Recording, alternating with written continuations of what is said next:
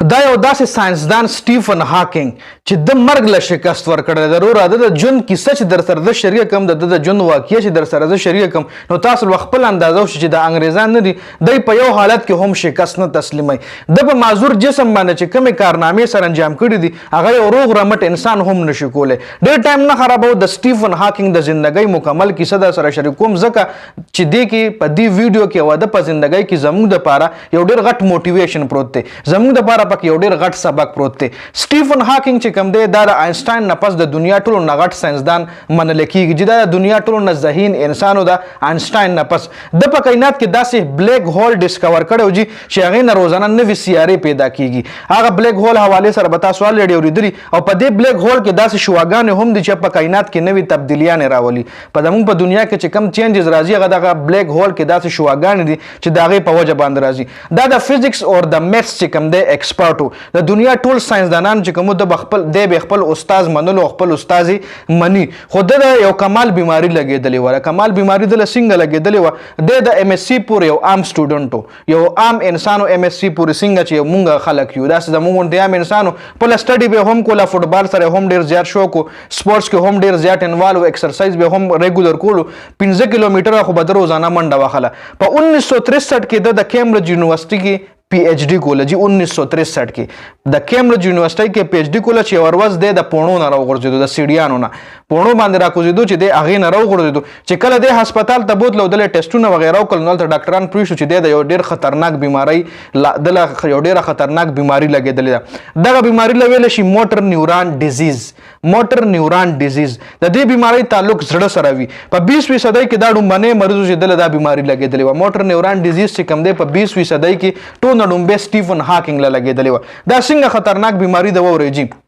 لکه مونږ انسانان وایو چې جسم چې کوم دی د زموږ د ټول جسم مرکز چې کوم دی هغه دماغ دی خو نه چې دماغ نه دی بلکې د جسم مرکز چې کوم دی هغه زړه دی ځکه خو یې که نه چې انسان ته پکار دی چې زیاته توجه د دماغو په ځای په خپل زړه باندې وساتي خپل زړه هیلتي وساتي چې کله موټر نیوران ډیزیز بیماري چې یو انسان ته ولګي که نه نو د هغه انسان د جسم یوه حصه ورو خپله مړه کېږي کار پرېږدي لکه څه موده پسې لاس کار پرېښوده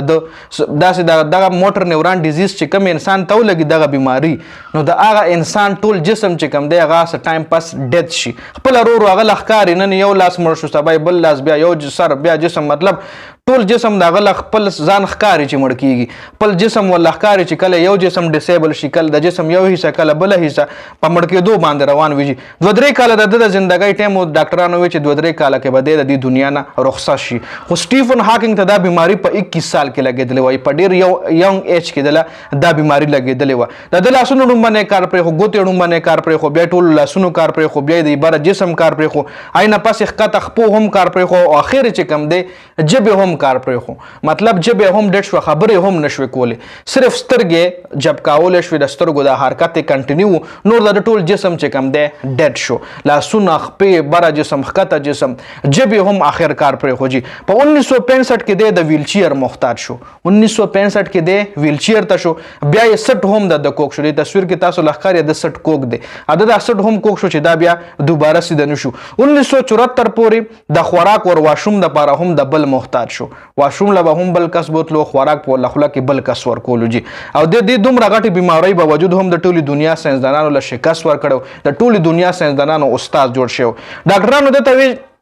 په 1974 کې ډاکټرانو د هسپتال نه هم رخصت کو ګوډ وای ولا وی چې بس د مونږ علاج ستا علاج نور مونږ سره نشته د ډاکټرانو هم په 1974 کې ګوډ بای وی بیا د کیمبرج یونیورسيټي ساينسدانانو د یو داسې ویلچیر جوړ کو چې هغه کې یو داسې سیستم هغه لګول یو داسې کمپیوټر هغه لګول چې هغه به د سترګو په اشارو باندې چلیدو د سترګو اشارو باندې به هغه کمپیوټر چلیدو یو داسې سیستم د کیمبرج یونیورسيټي ساينسدانانو جوړ کو چې د خپل سوچ دغه د سترګو لراوړو د سترګو را جب کاویدل نه دي هغه راوړو هغه سترګې جب کاویدل چې کومه به کمپیوټر ته ټرانسمیټ کېدو هغه به ورډز له چینج کېدو الفاظ له به چینج کېدو جی نو هغه الفاظ له چینج کېدو نه پس بیا کمپیوټر په هغه باندې مدد کولو سټیفن بخپل سوچ او ایډیا د سترګو اشارو ته شفت کولو او د دې نه پس په ویلچیر کې لګېدلی کمپیوټر ته به هغه سترګو اشارې چې کوم دی د ورډز په ترو باندې راتلی جی سترګې په یو خاص زاویه کې تاسو له معلومه ده په یو خاص زاویه کې او په یو خاص ریدم کې چې کوم دی دا موومنټ کوي د سترګو د جب کاویدل زموږ د سترګې مونږ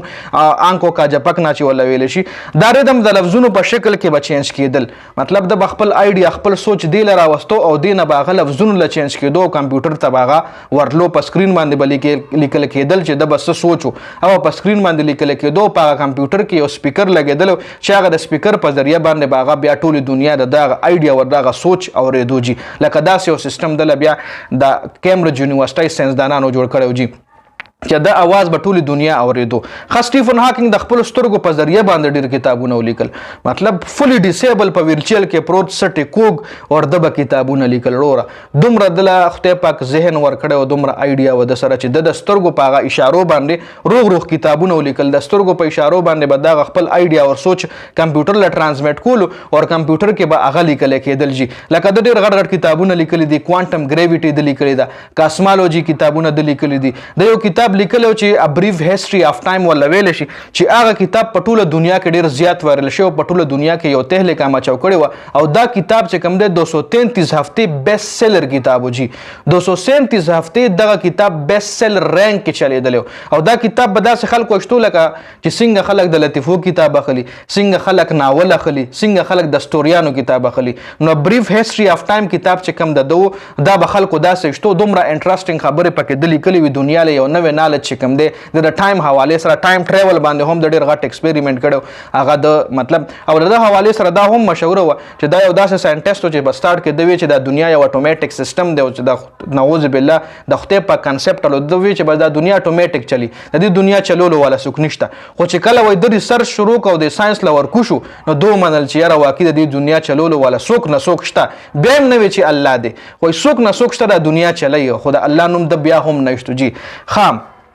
بیا په 1990 کې د یو نوې کار شروع کو څه کار شروع کو د ژوندۍ نه مایوس خلکو د پاره د ژوندۍ خوبصورتۍ باره کې لیکچر ورکول شروع کړ د دنیا غټو غټو کمپنیانو د دنیا غټو غټو چې کم بزنسمنانو غټي کمپنیانو وایي سره به کم لیبرز کم امپلایز د غي د پاره د یو موټیویشن لیکچر و تیارولو د دنیا نه کم مایوس خلکو د ژوندۍ نه کم مایوس خلکو غلبه د موټیویشن ورکولو د بوله د لکه یو د هغه لکه یو انسان د ژوندۍ نه مایوس دی نو هغه بل موټیویشن د ویلچیر بس چې دی به چولیدو بس وایي لکه دا وګوره دا خو بیخي ډېر د ظالم زوی او بیا هم د دومره مهنت کړي کتابونه لیکلي دي ایله خپل یو موټیویشن ملو شو چې دی په دې حالت کې دومره کتابونه لیکي نو مونږ خو سم دم یو مونږ روغ جوړ نو بیا ولې مونږ د ژوندۍ نه مایوس د بیا د ژوندۍ نه مایوس خلکو د لپاره باقاعده لیکچر تیارولې جی سټیفن هاکینګ په زرګونو خلکو ته مخامخ په ویلچیر کې سټیج ته راغو او د کمپیوټر په ذریعه به د خلکو ته ویل کمپیوټر په ذریعه به د په موټیویشن کې خلکو له سویل دا موري چې زه د دې دومره غټي معذورۍ باوجود دومره کامیاب شوم ځان مې کامیاب کړی دی او میډیکل ساينس ته ما شکست ور کړی دی د مرګ لاره چې کوم دا ما ودرول د موت کا راستہ میں نے خود روک کے رکھا لکه د ډاکټرانو د ګډ بای په 1974 کې ویلو چې ضرور نور علاج د موږ سره نشته راستا چې کوم د بیماری د ترور خپل روانه ډټ کې کله یو ورځ لاس پر بل ورځ په بل لاس ډټ شو په دې ډټ ټول جسم د ډټ جبرستا ډټ جبرستا نه خو دې صرف سترګې د خوځي نو ډاکټرانو د 1974 کې ګډ بای ویلو نو د بیا خلکو له موټیویشن لیکچر کې به د خلکو لوي چې تاسو مخې لزدار ولاړم دومره غټه معذوري ده زما ما میډیکل ساينس ته شکست ورکو مرګ لاره مو درولې ده نو بیا تاسو ټول جسم صحیح سلامت ته ګرځېدې شي په دوړو لاسونو کار کول شي خوړل سکل کول شي خاندل شي ملګرو سره ګرځېدې شي پارټیان کول شي خپل خیالات نورو انسانانو ته ډېر په اسانه باندې شفت کول شي لکه څنګه چې تاسو له سټیفن هاکینګ دا خبره کوم څومره په اسانه باندې زما جبه خوځي الله پاک مال یو دونه پاور را کړی دی د ما جسم کې چې زما را جبه خوځي زما ذهن کې چې کوم الفاظ دي زما را جبه په ذریعہ تاسو دغه د اوري دغه الفاظ ز ادا کوم نو دا ټول سری د الله پاک دی د الله پاک د طرف دی الله پاک دا پاور انسان ته ور کړی دی نو د خلکو لوي چې تاسو له دومره پاور الله پاک در کړی خوړل سکل کول شي ملګرو سره ګرځېدې شي خاندل شي وای زه خو خاندل هم نشم لکه د بیخي خولره د نه خوځي د جبه د نه خوځي د بیخي ډټ صرف صاحب اشته شو او سترګې به خوځول شو نور د سم نشو کوله نو د خلکو له مخامخ په شیر ناسو خلکو له وی چې زه ګوره ما لو ګوري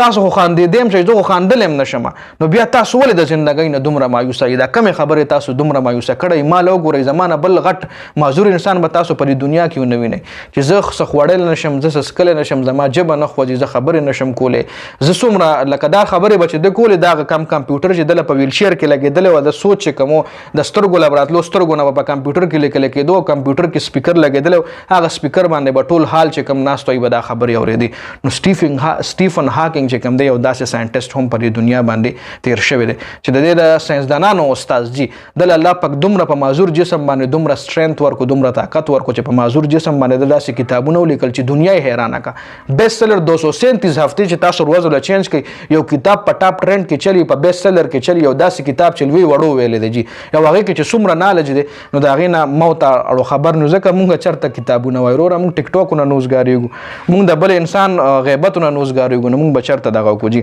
نو دا یو شارټ غونتې ویډیو د سټیفن هاکینګ حوالې سره امید ده ربه چې ستاسو به خوښه شوي وي او ډېر زبردست نالج و پکې د ویډیو کتلو زیاته مننه جي والسلام